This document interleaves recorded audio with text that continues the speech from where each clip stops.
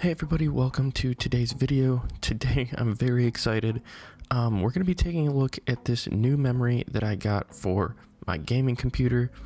I had an option to upgrade the memory for my home server, so I just decided to, upgrade the memory of my gaming computer and put that old memory in there. So as you can see here, we have 32 gigs of 3200 speed Trident Z Royal RAM from Gskill.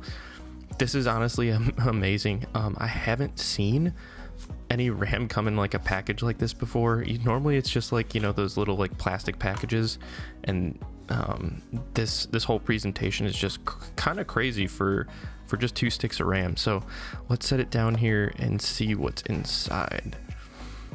I'm really excited to put this in. Okay, all right, so we get a few other things instead of just the RAM. It looks like this is just some sort of product card kind of telling you to go to that QR code. It looks like we have a Gskill sticker. I know they include this in all of their memory, and here we go. I saw a glimpse back there, but this is the Trident Z Royal cloth, I guess, cleaning cloth, and you'll see why you need that, and that is because the polish on these things is just unbelievable. Like, this is crazy. You can see my computer in the background there. This is gonna look so good in the system, and the best part is this was actually on a huge sale, so I don't feel too bad about buying it. Plus I guess I finally needed to use the stimulus checks for something, right? As you can see, this old RAM really needs to go. I had quad channel before. It was a 4x16 or 4x8 gig kit, so this is going to be a much needed upgrade. So the first thing we need to do is shut down the old system, take off the lovely glass side panel on my NZXT S340 Elite case. This was a really popular case. I think I got this case towards the end of its popularity, but that's okay. It works well for me. It does get quite hot with a 2080 Super in there. Just something to keep in mind if you see one of these used and you want to use a higher powered card, it does get pretty hot. What's up, Master Chief? Just chilling in there. So we'll just pop out these RAM sticks. Luckily for changing computer memory, there's not too much you have to do other than, pop out the old sticks one by one. And I have 4 of them, as you can see here. And then we'll just go right over, open up the new ones like we just did, and drop those in as well. You can see here, this is just, I can't wait till, let's focus here, there.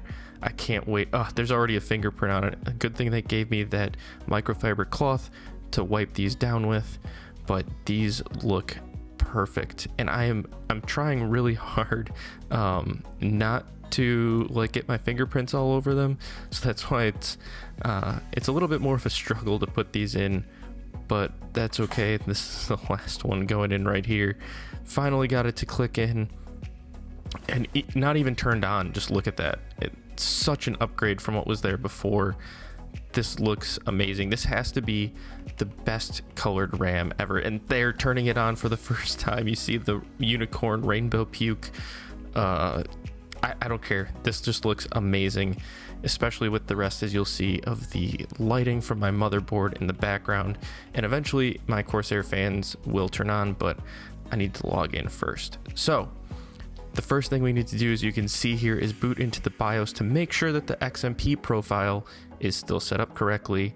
Some motherboards will revert back. It looks like mine didn't. Mine actually knew to check for the XMP profile 1. I think because my memory before was the exact same specification, and it was a Trident Z Ripjaws before, so maybe the profiles are the same on those, and that's why it just kept it.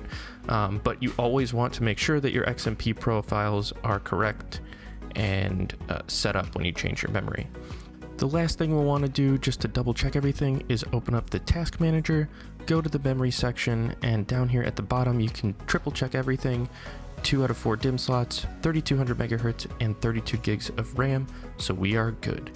Now jump over into RGB Fusion, which is the software that my motherboard uses to control RGB, so we can set up all of the RGB for this build.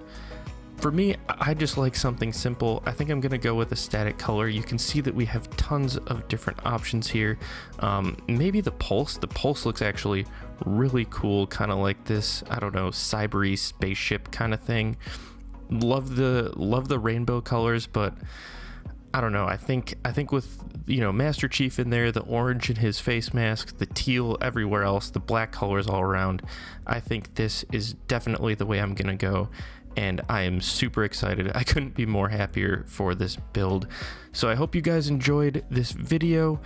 Stay tuned for more. I'm definitely going to show you guys what's coming further in the Unraid server build. And I hope you guys enjoy the rest of your day. See you in the next one.